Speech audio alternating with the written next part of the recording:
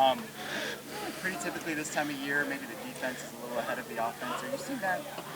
You know what? I think it's been outstanding competition both ways. You know, you start looking at it on a play-by-play basis. I think our defense has done a phenomenal job of really owning the red zone right now. But what I've loved to see out of, especially offensively, is we're making a lot more one-on-one plays down there. You see a lot more guys separating. You see instances of younger guys stepping up and taking everything that they had in spring ball, and you see a consistent improvement. And knowing that our defense is that passionate, that energetic, and that focus on stopping the red zone is going to do nothing but make us better as well. The other day we saw Burnett make a couple red zone catches. What kind of weapon is he down there? It's just his ability to run and not lose speed while changing direction.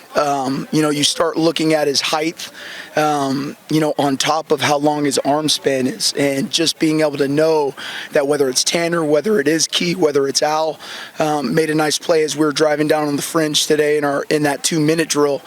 Just those bigger bodies and being able to know that you have a lot of radius to be able to go out there, especially in the middle of the field, and be able to make a lot of tough contested catches. You had Kian in spring.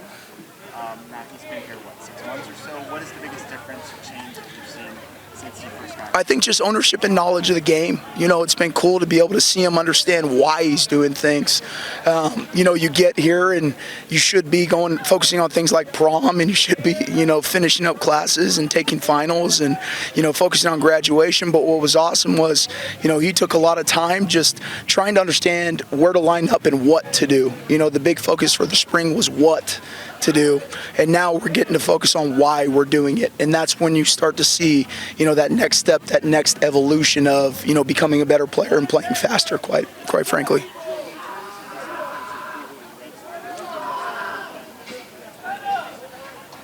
I think honestly it's just contested catches. When you're covered, by a Mike linebacker, or you have single coverage, that isn't really covered. You've got to make sure that you work to separate and you use your body to shield defenders.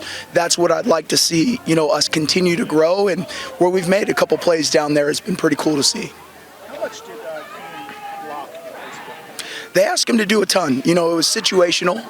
They definitely, focused on him being outside as an X-receiver or outside and being able to do a lot of stuff like that. But when they needed a goal line player, they needed some short yardage stuff, they'd get in a bunch set and start running some normal plays. Adapt and embrace that part of them? Yeah, I think anytime that you have a freshman, you always kind of wonder, especially the projection from high school to college is always, what is he going to do when the bright lights come on? And to Key's credit, he's attacked it, and he knows that it's something that he's got to get better at and work every day pretty hard, but the willingness is what you'll want. And what you see at him is a willingness, and he's not shying away from contact. So that's been really, really cool to see. Berto's been awesome. Berto, again, American football is still very, very new. And what's been awesome for him is being able to work and really focus in the classroom, being able to answer things fast, being able to respond there. You see a lot of explosion. You see soft hands.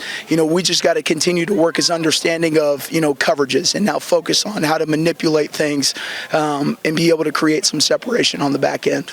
I believe you get... I think anytime that you have a tight end that does as much as we're going to do, you're really looking at, 3 to 4 would be an ideal number. And right now, I think the 3 guys that are really starting to separate themselves are Alex Lyons, Tanner, and then Key. But I love what I see out of Tyler Powell. I love what I see out of Berto continuing to improve. And Isaiah Johnson's a very physical guy that I think we can have some things for, and it'll help us a ton on the kicking game as well. You have time for one more question.